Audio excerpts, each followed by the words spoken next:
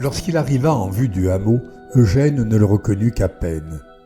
C'était un ensemble de bâtiments ruraux très ordinaires, tous deux destinés à l'habitation, surtout le plus grand, deux autres aux animaux, le dernier étant une grange. Il y avait aussi un jardin potager avec une demi-douzaine d'arbres fruitiers. Il gara sa voiture derrière la maison principale et commença sa visite. Son grand-père était mort à 42 ans d'une chute très grave. Sa femme, devenue veuve à l'âge de 40 ans, n'avait probablement pas pu conserver l'activité d'élevage et avait laissé le hameau se dégrader lentement jusqu'à son départ en maison. Les 10 dernières années avaient été fatales à Kerguanag, vidées de toute présence humaine. Portes et fenêtres avaient même été forcées par des vandales et les toitures étaient très endommagées. Arpentant lentement et mélancoliquement le hameau, Eugène ne s'arrêta guère que devant le potager, seul endroit où il pouvait s'imaginer une restauration, à condition de beaucoup de courage toutefois, tant il était envahi de mauvaises herbes, géantes pour certaines et hélas en bonne santé.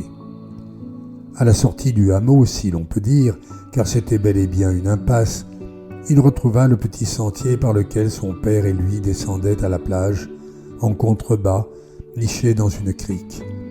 Là, l'émotion l'étreignit, tant le spectacle était beau, et tant la mémoire lui revenait facilement. Il y avait connu des heures on ne peut plus heureuses avec son père. Il se baignait là autrefois, cherchait des coquillages sur la plage et des crabes dans les rochers à marée basse. Parfois ils allaient, son père et lui, pêcher en mer depuis une barque. Plus rarement ils allaient poser des paniers qu'ils relevaient le lendemain. Chaque fois il revenait avec au moins 1 ou 2 homards. Là, sa mélancolie dans le hameau se dissipa pour laisser place à un sentiment de bonheur total. Il était seul, certes, mais le souvenir de sa mère, qu'il avait hélas très peu connue, et surtout de son père, l'accompagnait positivement. Mais comment un lieu pouvait-il s'appeler Kerguanag, maison de l'espoir? Il était tellement marqué par les effets du temps, mais aussi par l'abandon des humains, soit par renoncement, soit par malveillance. Eugène était trop démuni pour imaginer de restaurer, même partiellement, le hameau. D'ailleurs, à qui appartenait-il maintenant? Peut-être à sa grand-mère, mais rien n'était moins certain. Il ne le saurait que lorsqu'elle décéderait. Le seul projet qu'il pouvait imaginer était de restaurer le jardin potager afin d'y revenir le week-end pour s'en occuper. C'était bien peu d'espoir. Au bonheur de retrouver le passé et les êtres qui lui associaient, il ne pouvait joindre l'imagination de Kerguanag restauré. Pourtant Eugène, assis sur le sable de la petite plage, ne pouvait être plus heureux de sa journée. Il repensait à tous les êtres humains qu'il avait rencontrés et qui, à l'exception d'un seul, lui avaient redonné son optimisme naturel. Parmi eux, il y avait ceux du village le plus proche, dont l'accueil avait été charmant, et il se promettait de les fréquenter s'ils revenaient d'une manière ou d'une autre. Et puis il y avait eu Béatrice. Elle l'avait conquis, non seulement par son physique, mais par son espièglerie et une gaieté naturelle. Il aurait aimé la voir à ses côtés sur cette plage en cet instant, et il ne doutait pas qu'elle serait sensible à cette situation romantique.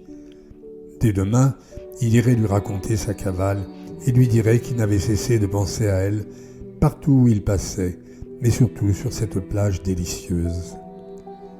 Bientôt, l'épreuve du confinement serait terminée, le monde leur appartiendrait de nouveau, ils pourraient replanter un potager, collectionner des coquillages et pêcher des homards.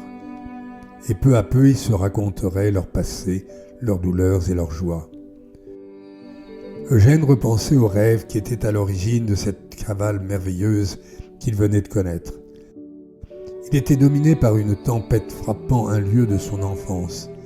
Il était donc naturel qu'il s'empresse d'aller rapidement le protéger, d'autant que sa grand-mère y habitait. Ce danger avait ainsi une fonction motrice puissante qui l'amenait à quitter son logement et à se lancer dans une aventure difficile, compte tenu de la menace du virus ambiant. Mais Eugène, enfant, était présent dans ce rêve où il jouait à se cacher alors qu'il était seul, sans compagnon de son âge. Un sentiment de solitude l'animait, mais il était capable de s'amuser tout seul alors que le danger était grand. Cette réaction et ce sentiment l'en protégeaient, comme si sa solitude était sa force. Restait à comprendre ce qui avait déclenché ce rêve. À bien y réfléchir, Eugène ne trouvait qu'une réponse. La pression du confinement, due au virus, accentuait dangereusement la solitude dans laquelle il vivait naturellement auparavant, au point qu'il avait appelé son père pour lui demander secours. Et celui-ci lui avait redit, comme autrefois, « Ne crains rien, crois en toi ». Il lui recommandait de ne pas craindre le virus et de refuser le confinement, mais aussi d'être confiant en ses ressources intérieures. Il lui recommandait d'être entreprenant, même si les circonstances n'étaient guère propres, et de puiser en lui-même toute sa créativité et sa générosité. Maintenant Eugène souriait en se remémorant son peu ambitieux projet de restaurer le potager du hameau. Mais il se rendait compte aussi que son activité dans son établissement de personnes âgées était trop répétitive et ne le stimulait guère. Il la pratiquait avec générosité, certes, mais très peu de créativité. La mer montait depuis un moment, se rapprochant de ses pieds, et chaque vague émettait un son fluide avant de repartir et de laisser place à la suivante. Eugène pensait qu'elles étaient toutes vivantes et lui parlaient. Elles semblaient toutes être venues lui délivrer le même message. Mais lequel ? Alors Eugène, toujours très imaginatif, conclut qu'elles venaient le chercher pour l'emmener vers le large. C'était en quelque sorte une invitation au départ, et il comprit que c'était sa chance. Il devait abandonner sa vie trop passive pour se lancer dans l'aventure, l'ouverture, la découverte. Sur un navire si possible, sinon par un autre moyen, un avion, une montgolfière, un train, une voiture, une moto, un vélo. Par réalisme cette fois, il devait réfléchir à ces différentes options et en parler avec Béatrice.